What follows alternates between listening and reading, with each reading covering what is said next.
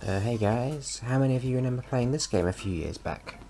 Well, actually it's over a decade ago. This game was made in the year 2000-ish, I think.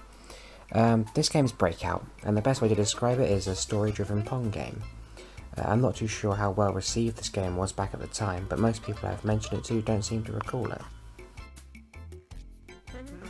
Now the reason I wanted to make a video on this is because Pong and a story together sound like quite a crappy combination, but here it actually works really well. As simple as the story is, here's how it goes. Now you primarily play as Bouncer, a red stick with a face. Well, if you want to get technical, you don't even really have a face, it's just eyes for the most part. Now you and your friends are chilling out on a small desert island, and one of your friends overshoots a volleyball shot, meaning you have to come to the rescue, save the day and get the ball back from the water. Now when you come back to the island, all your friends are gone, and before you know it, you're being thrown into prison. This game's villain is an evil purple stick called Batnix, and your goal is to take him down, and save your friends along the way as you're going, and save your girlfriend. I think it's your girlfriend, her name's Daisy.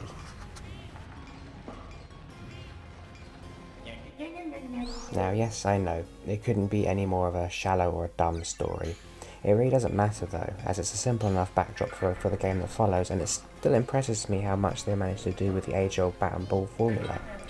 Throughout the story you'll be visiting Egypt, a farm, a robot factory, and you'll even be fighting dragons and going into space. A lot of the levels will involve Pong-esque style play, normally requiring you to hit enemies with the ball, breaking down walls, that sort of thing. These levels either tend to sort of test your endurance, so basically taking down sets of enemies without messing up too much. Some of them also test accuracy as well, where you need to hit certain things in sequence. Now those things alone wouldn't really be enough to make this kind of game interesting, so there are levels where this is mixed up. For example, there's a stage where you have to run up a flight of stairs avoiding obstacles, levels where you're being chased by a wolf,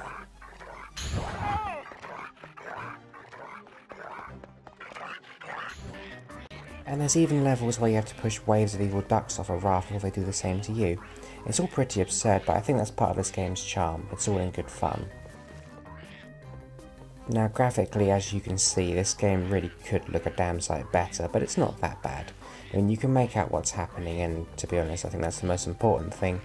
The music as well is merely complimentary at best. It doesn't really stick in your head or anything. There are some catchy tunes, but it's not the sort of thing you're going to start whistling or humming at work.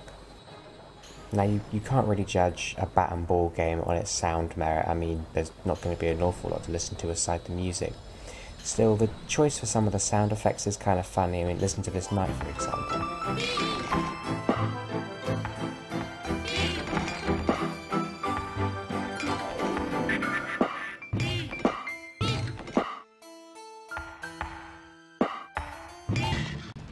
As you progress through the game, you can employ the help of your friends you have saved on the way. Now, yes, they're all just sticks of different sizes and colours.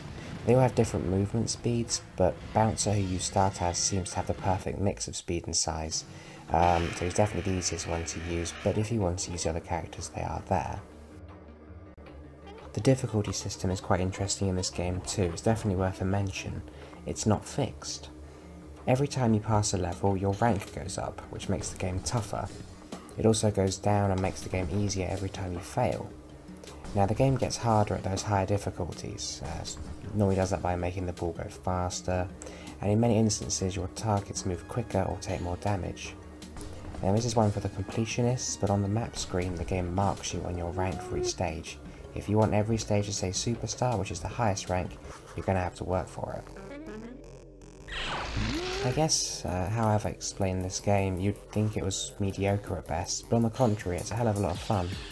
There's just something very addictive about it, and it's one of the few games I've completed multiple times. I guess now it's not too easy to get hold of. There are a few copies bouncing around on eBay, there always seems to be anyway, and this did even come out on the PC once upon a time. I'm not really sure of the legality of it, but I'm pretty sure this game is called Abandonware on a few websites. If you really want to check it out, I'm sure you could find it online. If you do get the opportunity though, this is definitely worth checking out. At the very least, it's good for a bit of light-hearted nostalgia.